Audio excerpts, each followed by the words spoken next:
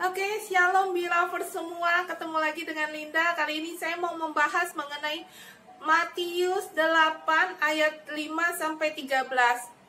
Perikop dalam firman Tuhan ini adalah Yesus menyembuhkan hamba seorang perwira di Kapernaum. Tiba-tiba ya saya pengen bikin mengenai firman Tuhan dan dengan firman Tuhan yang ini, dan saya baca ternyata menarik gitu loh. Dialog-dialognya ternyata menarik antara Tuhan Yesus dengan perwira ini.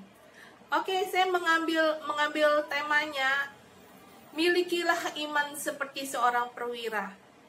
Ini perwira ini ternyata dia orang Romawi, tapi dia memiliki iman yang cukup besar ya kepada Tuhan Yesus. Musik yang saya bawakan ini ada musik teman saya, punya instrumental teman saya, dan saya sudah minta izin kepada pemilik instrumental ini, kepada Pak Rudi Pranoto. Saya berterima kasih ya untuk musiknya. Di konten YouTube saya sebelumnya saya ada pakai, tapi ternyata cuman dapat separuh doang, tiba-tiba mati dan saya kelupaan. Karena saya bikin pakai musik ini, cuman saya lupa gitu. Oke, saya bacakan ya. Udah saya ringkaskan semuanya. Ketika Yesus masuk ke Kapernaum, dia bertemu dengan seorang perwira. Perwira ini mendapatkan dia dan memohon kepadanya. Perwira ini kalau menurut saya pangkatnya cukup lumayan tinggi ya. Nah, perwira ini memanggil Tuhan Yesus sebagai Tuhan dan menceritakan hambanya terbaring di rumah karena lumpuh dan sangat menderita. Waktu itu mungkin untuk dunia kedokteran kurang secanggih semodern sekarang ya. Yesus berkata, "Aku bisa datang untuk menyembuhkannya."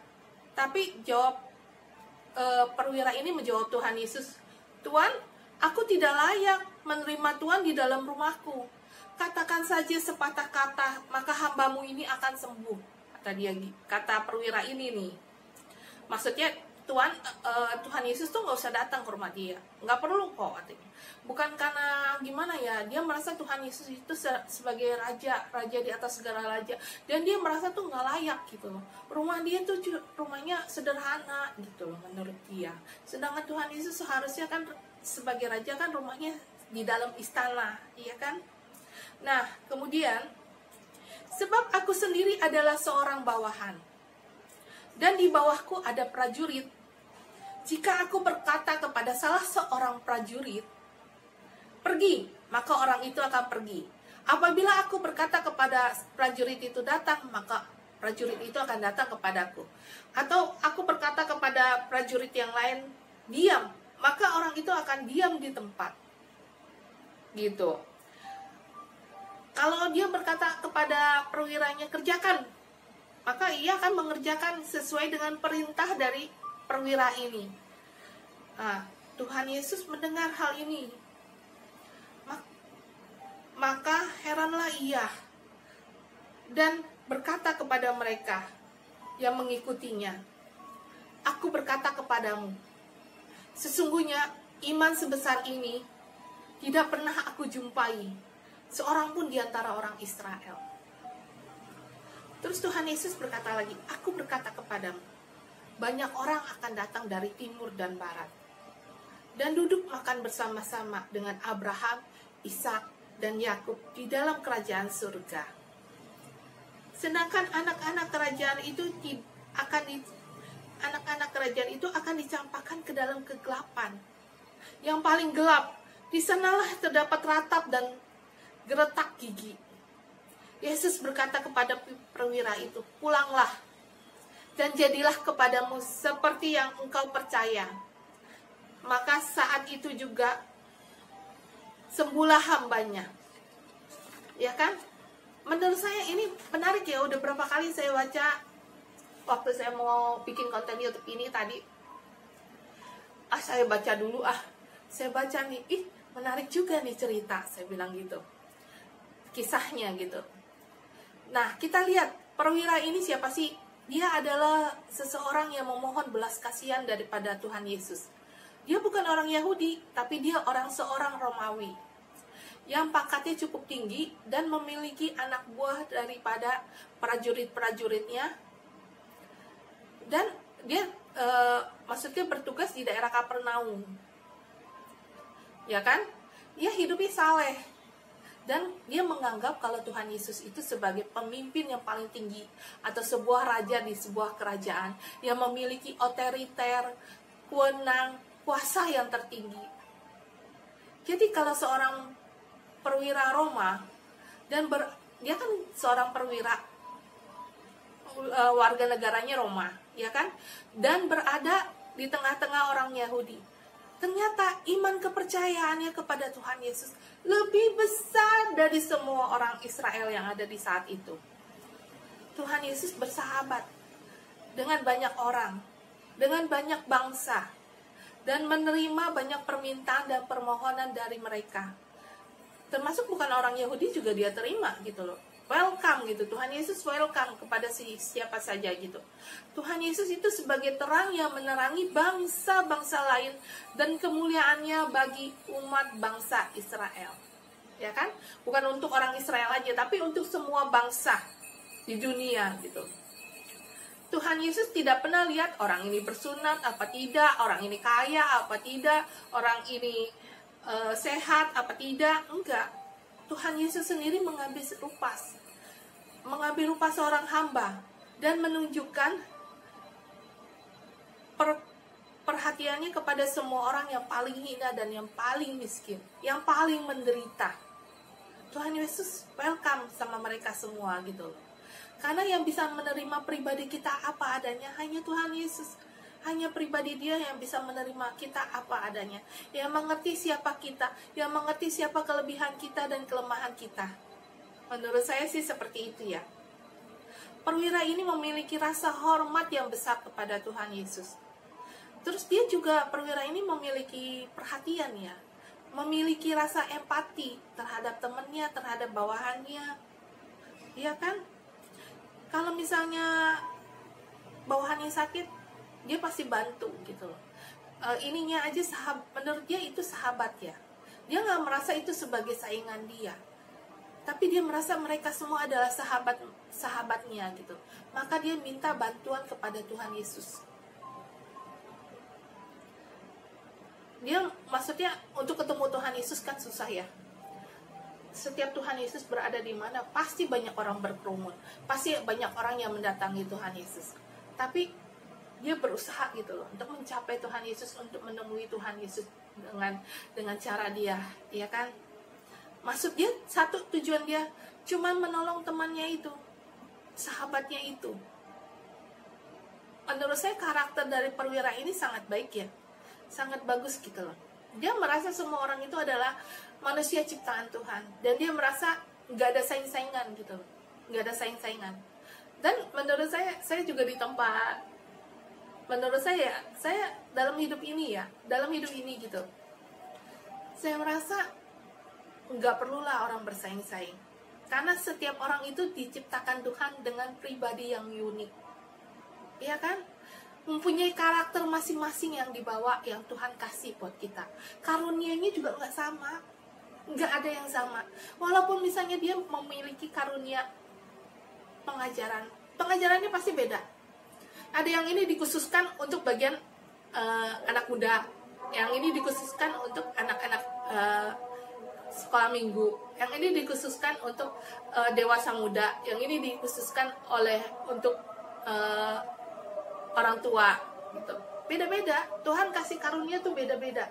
Walaupun timnya sama, beda-beda gitu. Karunia yang Tuhan berikan misalnya penglihatan juga beda-beda. Tapi semuanya itu nanti klop gitu loh. Menjadi pelengkap satu sama lain, untuk melengkapi satu sama lain. Menurut saya sih seperti itu ya. Nah, kita lanjutkan lagi ya. Perwira ini berjalan dalam jalur yang tepat. Dari perikop sebelumnya kita tahu ya, dia mencari Tuhan Yesus. Dia nggak mencari orang pintar untuk menyembuhkan sahabatnya itu, enggak. Dia malah mencari Tuhan Yesus gitu. Untuk apa? Untuk kesembuhan sahabatnya itu, ya kan? Nah, pada zaman zaman seperti ini seharusnya kita lebih peka, ya kan? Zaman seperti ini kalau menurut saya pergi ke orang pintar juga percuma, sama idem hasilnya kok. Ya kan, orang lagi sepi semuanya, duit lagi langka, ya kan? Orang karyawan aja gaji misalnya 3 juta udah dipotong, uang makan dipotong lagi, uang transport dipotong lagi, gaji dipotong lagi 200. Tuh teman saya aja curhat, teman saya banyak potongannya gitu loh. Dihitung-hitung mah gaji dia sama ongkos dia sehari-hari idem pas gitu loh. Nah, dia harus mencari uang tambahan. Bagaimana caranya? Saya sih kasih tahu ya. Saya ada kasih tahu. Ya, coba-cobalah di sini di peruntungan. YouTube ini sebenarnya saya banyak loh kenalin orang. Saya ngasih tahu caranya. Kadang-kadang kan kalau orang seumur saya gini kan nggak maksudnya nggak terlalu pinter untuk alat-alat teknologi gitu loh. Agak-agak gaptek sama kayak saya, ya kan. Cuma saya suka ngutak-atik. Saya suka ngasih tahu berapa orang ya nggak saya kenal pun, misalnya dia curhat sama saya, kayak misalnya saya lagi kerempat di salon gitu, aduh sepi banget ya sekarang ya Ci, katanya gitu. Ini saya kontrakan mana baru perpanjang sebelum COVID, katanya gitu. Nah tiba-tiba blok sepi, katanya gitu. Aduh bener-bener deh, katanya gitu. Saya mau lepas, maksudnya mau over kontrak juga, siapa yang mau lagi zaman gini, udah ditulis loh, katanya gitu. Udah disiarin ke orang-orang, belum ada yang peminatnya, katanya. Ya dalam hati saya, siapa yang ada yang mau peminatnya orang zaman lagi kayak begini, ya kan? Kecuali dari sebelum COVID. Aduh puji Tuhan banget, apa saya udah ini. Aduh puji Tuhan deh. Nah kemudian perwira ini rendah hati ya. Walaupun pangkat dia tinggi, dia nggak merasa tinggi di hadapan Tuhan. Dia benar-benar rendah hati gitu loh. Dia rendah hatinya kenapa? Seorang raja yang biasanya hidup tinggal di istana, mau datang ke rumahnya, ya kan? Aku akan datang gitu, kata Tuhan Yesus. Tapi dia nggak layak gitu. Nggak layaknya kenapa? Rumah dia tuh menurut dia standarnya tuh nggak standar raja. Jadi dia bilang begini, apabila aku sebagai perwira mengatakan kepada prajuritku datang, maka prajurit itu akan datang kepadanya. Apabila aku berkata kepada prajuritku kerjakan, maka dia akan mengerjakan semuanya. Kalau menurut aku, Tuhan Yesus, kamu gak perlu datang ke rumah aku, tapi kamu cukup mengatakan perintah, mengatakan ucapan firman Tuhan, maka semuanya akan terjadi. Menurut dia seperti itu, ya kan? Maka hambanya akan sembuh menurut dia. Kalau Tuhan Yesus mengucapkan juga, hambanya juga sembuh. Nggak usah datang, nggak usah maksudnya nggak usah memegang gitu loh. Nggak usah memegang dengan ucapan jarak jauh pun akan sembuh gitu di dalam nama Tuhan gitu.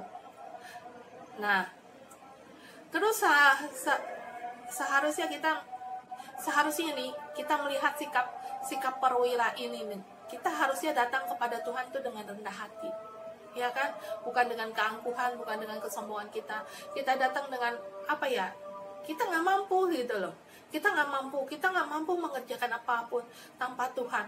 Kenapa? Dalam COVID, apalagi dengan COVID sekarang ini ya, semua orang sama, orang kaya, orang miskin ini sama gitu loh, mengalami nasib yang sama. Sehingga kita perlu Tuhan untuk menghadapi hidup ini. Kita perlu Tuhan. Kalau nggak, bayangin, gaji dipotong, ini dipotong, buat makan gimana, buat ini gimana, ya kan? Stres sendiri kan kadang, ya kan? Kita perlu Tuhan gitu loh. Maksudnya gini loh, kita perlu Tuhan untuk menguatkan kita, untuk memberi kita tuh kemampuan gitu loh, ya kan? Janda di Sarfat aja Tuhan bisa pelihara kan. Saya percaya kok, setiap anak-anak Tuhan pasti ada pemeliharaan Tuhan yang begitu sempurna gitu, ya kan? Dengan apa yang ada pada kita, dengan maksudnya bukan melebihi logika kita ya. Memang kadang-kadang mujizat Tuhan tuh melebihi dari apa yang kita pikirkan, apa yang kita bayangkan. Cuman kita sekarang ini coba belajar untuk apa ya? Banyak merendahkan diri di hadapan Tuhan, ya kan? Banyak berlutut di hadapan Tuhan, banyak mendekatkan diri sekarang ini, mendekatkan diri sama keluarga, mendekatkan diri sama Tuhan. Zaman seperti ini memang Tuhan memang apa ya? Memang supaya kita tuh kembali kepada keluarga kita. Sebelumnya kan kita sibuk, masing-masing sibuk. Bapaknya kemana, emaknya kemana, anaknya kemana, ya kan? Sekarang ini Tuhan persatukan dalam suatu keluarga, wadah keluarga. Wadah pertama yang Tuhan Yesus pelayanan Tuhan Yesus pertama ialah perkawinan di Kana, ya kan? Itu adalah sebuah keluarga. Menurut saya memang seperti itu. Jadi kita harus kembali kepada keluarga kita gitu loh. Kita harus melayani pertama kali di keluarga kita, ya kan? Semakin intim, semakin dekat satu sama lainnya. Hubungan yang tadinya udah cuek-cuekan kembali jadi harmonis. Itu kan positif juga, ya kan? Berpikirlah seperti positif gitu loh.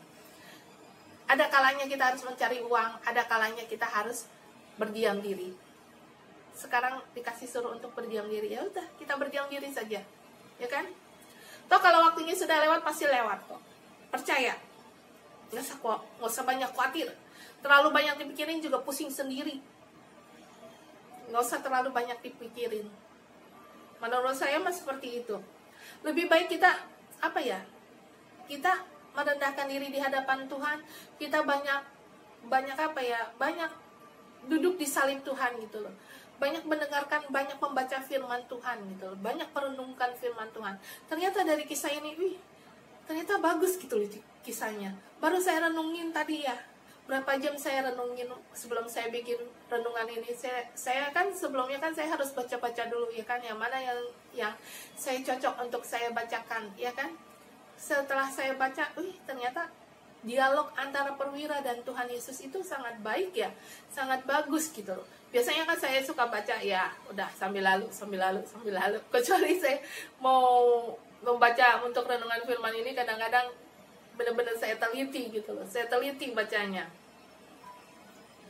Terus udah gitu, iman yang kecil sebesar biji sesawi saja, perwira ini percaya gitu loh. Tuhan Yesus tuh gak perlu nyentuh. Dia berkata saja, memberi perintah saja, pasti sembuh. Di dalam nama Tuhan Yesus, dengan iman perwira itu, maka kesembuhan terjadi pada sahabatnya itu. Ya kan? Di dalam Yeremia 23 ayat 23. Masakan aku ini hanya Allah yang dari dekat, demikianlah firman Tuhan. Bukan Allah yang dari jauh. Jadi maksudnya gini, Tuhan itu bukan dari dekat aja, tapi dari jauh juga gitu loh. Makanya kan kadang-kadang kita minta sama, bukan minta ya, kadang-kadang kita kepingin aja dalam hati. Tuhan tahu tuh, kalau misalnya waktunya memang udah tepat, Tuhan kasih gitu loh buat kita. Menurut saya mah seperti itu. Jadi menurut saya ya, kita hidup ini nggak usah terlalu banyak kok Tuhan nggak ada, kok Tuhan nggak pernah jawab doa saya. Jangan seperti itu. Kadang kita nggak menyadari kalau itu dari Tuhan gitu loh. Maka kita mesti lebih peka, lebih hubungan kita lebih intim sama Tuhan, lebih intim. Jadi signal Tuhan tuh kayak signal handphone tuh, bener-bener 24 jam, ya kan, tanpa batasan gitu loh. Menurut saya mah seperti itu. Terus dalam ayat 11, mereka datang dari timur dan dari barat. Nah ini dari tempat yang berjauhan, kan timur sama barat kan jauh kan, beda jauh ya kan. Mereka datang dari tempat-tempat berjauhan, tapi mereka bisa bersatu, bisa tertarik dalam satu tempat, satu wilayah, satu fokus gitu loh. Hanya kepada satu pimpinan, yaitu kepada Tuhan Yesus. Sebagai satu pribadi, sebagai satu pusat center dalam kehidupan setiap manusia. Menurut saya seperti itu ya. Tuhan Yesus itu menjadi pokok anggurnya, dan kita tuh sebagai carang-carangnya, dan sebagai carangnya dekat kepada pokok anggurnya, maka kita akan menghasilkan buah yang berbuah lebat. Itu buah-buah roh, seperti yang dalam Galatia itu ya kan. Saya lupa untuk membacakan dari Galatia ya. Buah roh seperti kasih, damai, sukacita, ya seperti itulah, itu buah roh. Nanti kapan-kapan kita bahas ya. Buah roh menarik juga. Banyak firman Tuhan itu yang menarik, banyak, benar menurut saya banyak yang menarik ya. Cuman ya saya mesti mengupasnya satu persatu. Nanti juga banyak yang saya kupas dalam konten YouTube saya gitu loh. Karena saya sudah mulai sangat-sangat menyukai konten YouTube ini. Tingkat kenyamanannya menurut saya cukup tinggi ya. Saya sangat menyukainya gitu. Nggak ada hal lain yang saya sukai gitu. Kayak saya dagang. Saya sangat menyukai cinta saya sama dunia dagang itu cukup besar gitu. Waktu kemarin itu cukup besar gitu. Dan sudah saya tinggalkan. Dan sekarang ini saya mulai menyukai konten YouTube ini. Jadi saya bisa membagikan firman Tuhan di sini ya, sesuai dengan apa ya yang Tuhan inginkan dalam hidup saya. Menurut saya sih seperti itu ya. Nah, kemudian kita lihat lagi nih. Umat pilihan Tuhan akan dikumpulkan dari 4 penjuru bumi. Dari ujung langit yang satu ke ujung langit yang lain. Oke. Nah, kita lanjutkan ya. Umat tuh pilihan Tuhan itu dikumpulkan. 4 penjuru dari 4 penjuru bumi. Dari ujung langit yang satu sampai ujung langit yang lain. Itu terdapat dalam Matius 24 ayat 31b. Dunia bangsa-bangsa bukan Yahudi datang dari timur ke barat. Sesuai dengan daya tarik Tuhan Yesus ya. Tuhan Yesus sebagai poros, sebagai satu-satunya poros untuk kehidupan kita. Aku sangat suka karena dia adalah pribadi yang kudus, pribadi yang suci, pribadi yang tanpa cacat celah. Menurut saya seperti itu ya. Kristuslah yang merupakan keselamatan itu sendiri. Itu terdapat salah satunya di Kejadian 49 ayat 18.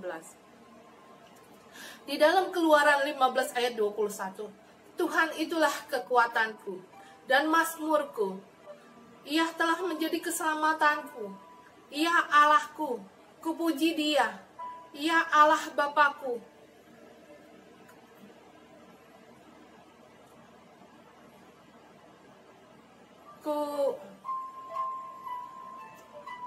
Aku menyembah Dia, ya kan? Dalam hidup ini nggak usah terlalu banyak dipusingin. Lebih baik kita menikmati hidup, ya kan? Toh kekhawatiran kita tidak akan menambah sehasta pun umur kita. Jadi buat apa kita banyak khawatir? Nikmati aja hidup. Selama kita masih hidup, kita nikmati hidup ini. Maksudnya bukan dengan foya-foya, dengan apa ya, tapi kita menikmati hidup kita tuh dengan banyak rasa bersyukur kepada Tuhan. Iya kan? Ya, maksudnya walaupun kita makan cuman pakai tahu tempe, istilahnya pakai tahu tempe pun nikmatin aja.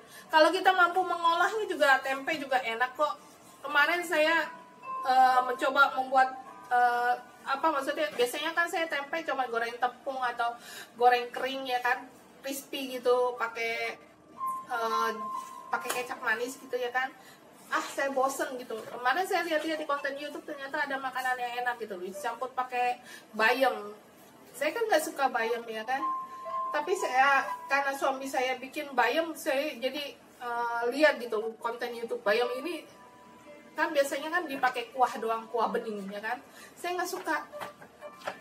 Terus saya lihat, bisa dicampur pakai tempe. Udah saya coba aja gitu. Saya coba, saya racik, ternyata rasanya enak juga. Padahal cuma ditumis doang gitu loh. Cuman pakai bumbunya banyak, bawang putih, bawang merah, pakai bombay, pakai cabe. Ya kan, ternyata enak gitu. Hasilnya maksudnya cukuplah, lumayan, pakai telur ya kan. Saya coba, enak juga nih. Makanannya simple, sederhana, tapi enak gitu loh. Dan kadang-kadang kan kita perlu variasi makanan juga ya kan. Kalau nggak bosen gitu, makan itu lagi, puter-puter balik lagi ke itu lagi gitu. Makanya menurut saya konten YouTube ini cukup lengkap ya. Cukup lengkap sekali gitu. Dan menurut saya kita perlu membawa sebuah perubahan di dalam masyarakat ya kan, di masyarakat sekitar kita. Setidak-tidaknya kita membawa perubahan yang baik gitu kepada banyak orang, nggak usah banyak orang lah, kepada orang sekeliling kita. Kalau yang bisa kita tolong gitu. kadang-kadang kayak kemarin saya membagikan makanan ya kepada waktu COVID pertama itu kan banyak orang yang kayak porter juga kan nggak bisa kerja ya kan, nggak bisa kerja, mereka nggak mengasihkan uang, mereka datang ke Tanah Abang. Kasihan saya lihatnya gitu, padahal itu mallnya tutup gitu, tapi dia mengais rezeki, siapa tahu ada yang datang mengeluarkan barang gitu dari Tanah Abang gitu, karena tutupnya cukup lumayan lama ya kan. Kayak mikolet itu kan nggak mendapat penghasilan gitu, mereka sampai minta makanan gitu. Padahal saya khususkan tadinya untuk pengemis, untuk pemulung. Tapi karena mereka banyak yang minta, akhirnya saya bagi. Karena mereka menyetop juga. Saya kan naik motor ya kan. Dan mereka lihat ya kan, karena saya pakai plastik kresek saya bawanya. Begitu. Kadang begini menurut saya, hidup ini jangan terlalu egois lah jadi orang. Jangan banyak jangan merasa orang lain itu sebagai pesaing kita. Percaya deh, satu gunung itu kita nggak bisa meluk semuanya. Kita nggak bisa meluk gunung gitu loh. Satu gunung itu kita nggak bisa peluk semuanya gitu. Tapi kita harus ada ada toleransi satu sama lain. Jangan terlalu egois, jangan terlalu mementingkan diri sendiri kalau menurut saya. Kita harus banyak hidup berempati lah banyak orang gitu ya kan. Apa yang bisa kita bantu, walaupun nggak bisa bantu dana, mungkin bantu dengan apa yang kita mampu gitu loh.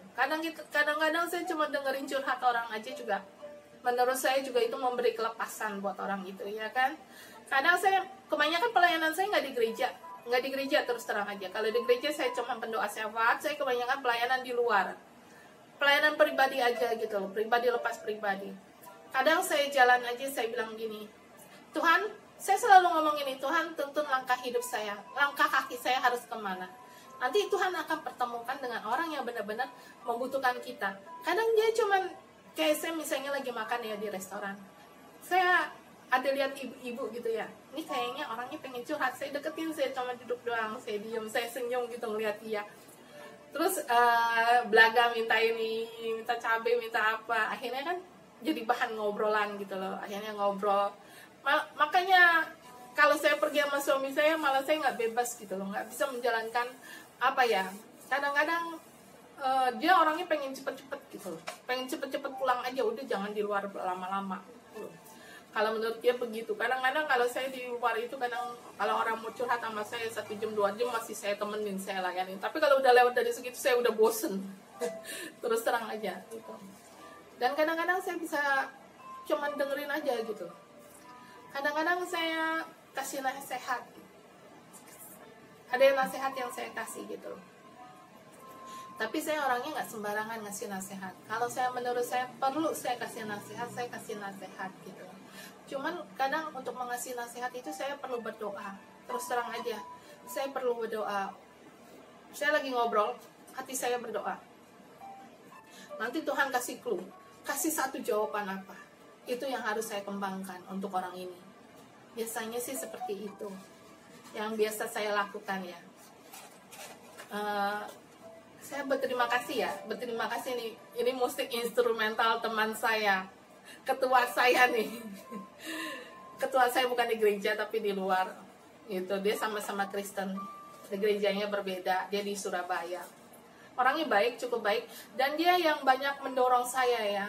Maksudnya kasih komentar yang positif gitu loh. Oh ya, YouTube kamu ini kurangnya di sini. Oh, YouTube kamu ini kurangnya di sini gitu. Kan kemarin saya bikin YouTube ini di bawah gitu, di jalanan. Dan suara apapun kedengeran gitu. Suara bunyi motor, suara bunyi klakson orang jualan atau apa, bunyi pompa air saya. Akhirnya dia bilang cari satu ruangan di mana maksudnya keadaannya sepi, keadaannya sunyi. Ya saya ikutin nasihat dia gitu. Maksudnya dia banyak memberikan arahan yang positif dalam hidup saya, ya kan. Bagus sih, sebagai teman dia baik gitu. Baik. Saya juga kepada orang lain, kalau misalnya mereka banyak mengeluh sama saya bilang ya udah jadi kreator aja, jadi kreator YouTuber, saya bilang gitu. Misalnya dia salon, ya bisa make up kan, saya bilang, bisa potong rambut, ya udah ajarilah para YouTuber itu untuk memotong rambut seperti apa, saya bilang gitu. Cara dandan seperti apa, saya bilang gitu. Cuma dia dengerin doang, nggak tahu sih untuk selanjutnya seperti apa. Dia mau melakukan apa tidak kan terserah dia. Tapi kan saya udah ajarin step by stepnya. Saya bilang anak buahnya bisa kok. Saya bilang minta aja anak buahnya ngajarin. Saya bilang kalau anak muda tuh biasanya lebih canggih, lebih pinter ya kan. Orang keponakan saya aja umur udah berapa tahun sekarang? Udah SMA ya. Canggih deh. Main gamenya, main apanya canggih-canggih, pinter-pinter lah gitu loh. Kalah saya mah, beneran. Saya mah nggak hobi sih main-main begituan. Saya main nih yang lama, udah saya hapus. Nggak hobi gitu, nggak hobi main-main game begitu gitu. Menurut saya udah bosen, saya udah selesai. Walaupun nggak sampai selesai permainannya, kadang-kadang keponakan saya komplain. Kuku mainnya seperti itu, orang mah selesai sampai tahap akhir. Males saya bilang. Nggak hobi. Iya kan kalau anak muda sekarang, waduh, para gamer, wah saya nggak suka deh lihat ya. Nggak ngerti, nggak bisa gitu loh. Oke, kita berdoa ya kali ini ya. Udah cukup lah firman Tuhannya. Ya Allah ya Tuhanku, apa yang hendak Kau perkatakan dalam hidup ini ya Bapa. Apa yang hendak Abah doakan untuk para biraver ya Allah ya Tuhanku. Berilah, taruhlah perkataan dalam mulut bibir hamba ya Tuhan. Apa yang hendak Engkau katakan ya Tuhan. Terima kasih Tuhan Yesus untuk semua yang telah Engkau berikan. Engkau adalah Allah yang hidup. Engkau adalah Allah yang kekal. Engkau adalah Alfa dan Omega. Engkau merindukan kami semua berkumpul bersatu untuk memuji dan menyembah-Mu kepadamu ya Tuhan. Engkau sungguh Allah yang hidup. Kami menyembah hanya kepadamu. Kami berlutut dan berkiblat hanya kepadamu Bapa. Ada seorang ibu yang banyak kekecewaan dalam hidupnya. Dia merasa hidup ini gak adil. Banyak ketidakadilan dalam hidup ini yang dia rasakan.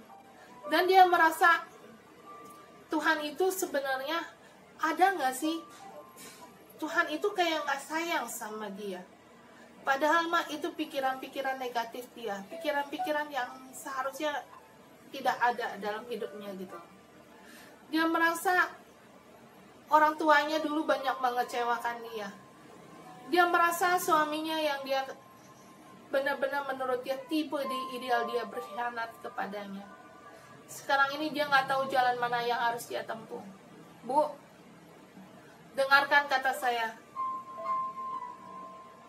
Ibu pernah ke gereja dulu waktu masih kecil. Waktu sekolah minggu ibu pernah ke gereja. Ibu kembalikan hati ibu untuk cinta mula-mula kepada Tuhan Yesus. Untuk mengasihi Tuhan Yesus. Kalau ibu fokus sama masalah ibu fokus sama pergumulan ibu, nggak akan pernah selesai. Nggak akan pernah selesai dan nggak pernah akan keluar dari masalah ibu. Tapi ibu harus fokus sama Tuhan Yesus. Lihat, begitu banyak yang Tuhan akan berikan ke dalam kehidupan ibu. Begitu banyak yang Tuhan ingin tolong dalam kehidupan ibu. Tuhan banyak menolong, tapi ibu nggak pernah bisa melihat. Dan setiap kesempatan yang Tuhan kasih buat ibu lewatkan begitu saja gitu. Karena kenapa? Ibu tuh nggak peka terhadap apa yang signal yang Tuhan kasih buat ibu. Kadang lewat orang, kadang lewat saudara, kadang lewat teman, kadang lewat tetangga. Tapi ibu acuhkan semuanya. Ibu merasa diri ibu tuh yang paling susah di dunia. Padahal kalau ibu lihat di bawah ibu, banyak orang yang lebih susah daripada ibu. Lebih banyak bersyukur, Bu. Hidup ini jangan terlalu dibikin jelimet. Jangan dibikin diputer-puter baliknya ke masalah yang sama, Bu. Tapi hidup ini kita harus lebih ikhlas. Lebih banyak bersyukur kepada Tuhan. Lebih banyak mendekatkan diri kepada Tuhan. Lebih banyak baca firman Tuhan, Bu. Lebih banyak berdoa. Lebih banyak mendekatkan diri kepada Tuhan. Jangan banyak ngedumel, Bu. Jangan banyak mengeluarkan perkataan-perkataan negatif. Apalagi sama anaknya. Belum tentu itu kesalahan anak ibu. Tapi ibu udah terlalu penat dalam hidup ini gitu loh. Terlalu banyak kesusahan dalam hidup ini yang ibu pikul sendiri. Percaya, Bu, serahkan semua masalah ibu di hadapan Tuhan. Taruh di mezbah Tuhan. Percaya, Kuk yang Tuhan berikan akan lebih ringan, akan terasa lebih ringan, Bu. Apapun masalah, walaupun pergumulan Ibu berat, percaya, Bu, serahkan semuanya sama Tuhan Yesus, dan Ibu akan melihat mujizat demi mujizat akan terjadi dalam kehidupan Ibu. Semua perkara itu sebagai padang gurun yang harus kita lewati, ujian yang harus kita lewati. Ya, Bu, kuatkan, tabah di dalam Tuhan Yesus. Terima kasih Tuhan, hamba telah sudah menyampaikan renungan firman Tuhan ini ya Bapak. Terima kasih Tuhan, Engkau telah membantu para bilaver ini ya Tuhan. Lindungilah kami semua Bapak. Semua doa kami taruh di salib-Mu Bapak. Hamba percaya Tuhan, mesbah kami, ukupan kami serahkan hanya kepadamu. Karena Engkau satu-satunya pribadi yang mengerti hati kami, yang mengerti siapa kami ya Tuhan. Berilah kami iman yang benar-benar bertumbuh di dalam Engkau Tuhan Yesus. Iman seperti seorang perwira ini ya Tuhan. Iman yang benar-benar mengerti, yang benar-benar bisa melihat Engkau Tuhan Yesus, bisa mengerti siapa Engkau dalam hidup kami Bapa. Masuklah ke dalam kehidupan kami, menjadi terang kami, menjadi penuntun kami. Berilah kami menyerahkan hidup kami sepenuhnya kepadamu Tuhan. Terima kasih Tuhan Yesus untuk segala yang telah terjadi dalam kehidupan kami. Itu akan mendewasakan kami sehingga kami semakin mengerti siapa Engkau dalam kehidupan kami Bapa. Terpuji-puji nama-Mu ya Tuhan. Haleluya. Amin. Terima kasih para bilaver untuk segala yang telah untuk mendengarkan konten YouTube saya ini. Oke, jangan lupa like, comment, share, subscribe, dan bunyikan loncengnya. Terima kasih, shalom.